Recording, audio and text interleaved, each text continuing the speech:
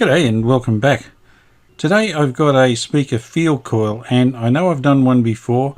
I try not to do the same type of video over and over again, but this one's kind of special. This one belongs to Don over in Western Australia. He runs a channel called Don's Old Radio Shed. I've sent him some stuff, and if you recall, he sent me a very nice clock radio not that long ago. This is out of a New Zealand radio. It's a Columbus Model 90, and I think the speaker's about 10 inch. This is the field coil from it. Don started working on the radio, and the first thing he noticed was the transformer was burnt out. He managed to find a new one pretty quickly, and then moved on to the next bit, which was the speaker, and then he found the field coil was open. So this is it here. He sent me the magnet, the humbucker coil, and the field coil. The coil is open circuit. The wire they've used on here is 0.18, and I've got some 0.17. Now that's with the enamel off, and this has been measured with it on, so it's going to be very close. The last time I did one of these, I concentrated on the DC resistance of the coil and not the number of windings. Now the speaker worked fine. When I finished, I ended up with a very close to the resistance, but what I really should have concentrated on was the number of turns. There's no information on the DC resistance of this speaker, so I don't know what I'm aiming for. So what I'm going to do is try and unwind this onto another spool. I'll be able to count the turns, and I'll be able to work out roughly what the resistance should be, and hopefully it'll come out something close. It doesn't have to be spot on. It's not going to affect the radio operation that much. The main thing is to get the number of turns on here.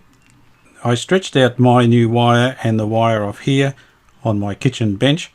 I determined the resistance of both lengths of wire, and they're fairly close. The new wire has more resistance than the old wire, and that's where I got into trouble last time.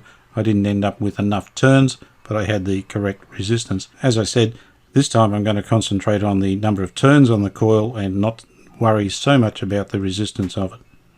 I've just realized there's now 3 ends to this coil. When I've unwound it and put it back in again, the broken bits popped out from somewhere. I'll see if I can measure, find out which side is open.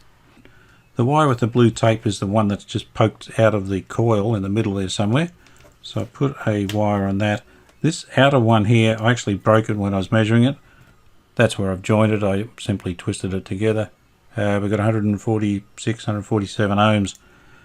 I'll measure between the broken wire and the inside wire here. I don't think that'll make any continuity. No, it doesn't. Alright, so there is a break in there. I don't know how far down it is. Can't be too far because it's only 147 ohms before the break. I have my winding machine set up. I have the original coil mounted on this old winder here. That'll count the turns as I peel them off. I'm going to wind it onto this spool here. Because I broke this wire earlier in the day, I've wound it on 16 turns. That's got past the break, so this part should be okay. Alright, let's start.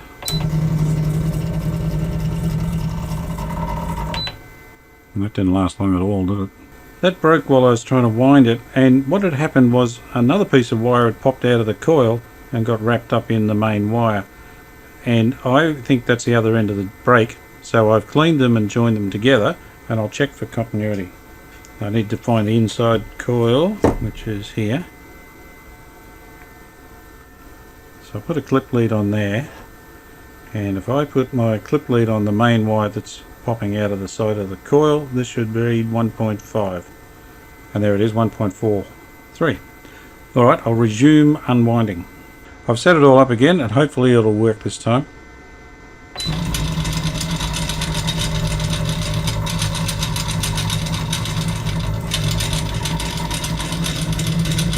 As I said, this is only going to go to where the break is, then I'll have to rethread it. The wire's broken again. We're at 172 turns.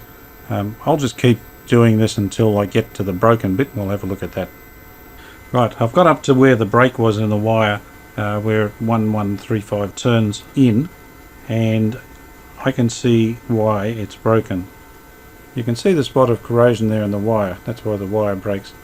There's some insulation here. They may have a joint in here somewhere. Looking at the general quality of the wind, it's not that flash. It's starting to make mine look pretty good. Anyway, I'll keep going with taking the wire off, and I'll come back when it's finished.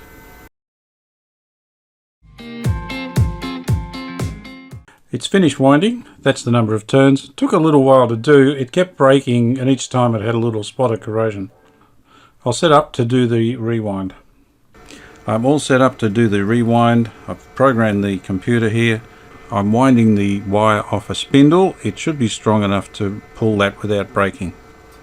One of the shortcomings with this computer is it only goes to 9,999. I need 14,130 odd. So I've got to stop it at 9999 and reprogram it, which is a nuisance. Alright, fingers crossed, we'll see what happens.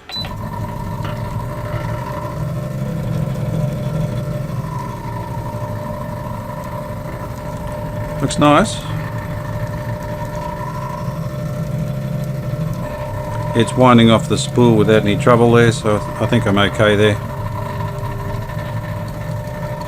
Coming up to a turn. That looks good. Alright, that looks like it's going on pretty good. I'll have to monitor this when it gets close to the 9999. I'll wait till it's down this end. I'll stop the machine, add the extra turns that I need, and then start it off again. So I'll come back when it's up to the 9999. I've stopped it here at 6142, and what's going on is the ends here are not filling up. It's sort of got a curve on it. When I set this up, I actually stopped the wire short from the ends, thinking that would allow it time to turn around, but I don't think I should have done that. So I'll reset the computer and make it go right to the ends. Also, with that number of turns on it already, I can calculate the remaining number of turns required and I can program it into the computer. I've reprogrammed the computer. I have got this lined up ready to start. I programmed it to do 8,060 turns, and that should give us our 14,160. So let's start. Alright, I'll let that run. I'll come back, it should be finished. Alright, we're at our 8600. It looks about the right amount of wire. In fact, it's exactly on the mark that was there before. So I'll put a bit of tape here just to hold the loose end while I cut it and get it out of here. And I'll cover the rest of the coil with some mylar.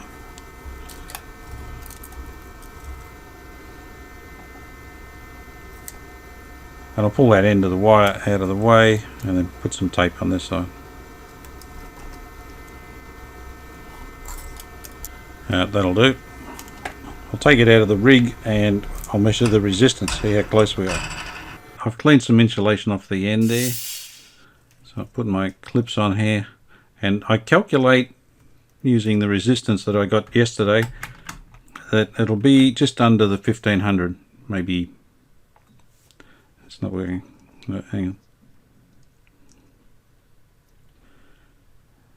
There it is, 1486. So yeah, just that's exactly what I got actually, 148 something when I calculated it. All right, that's good and exactly what I expected. So I'll put some fly leads on it and we'll be done.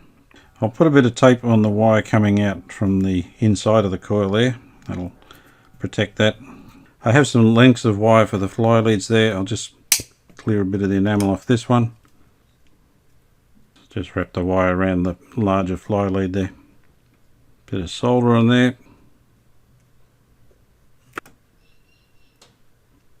And a bit of heat shrink over the top.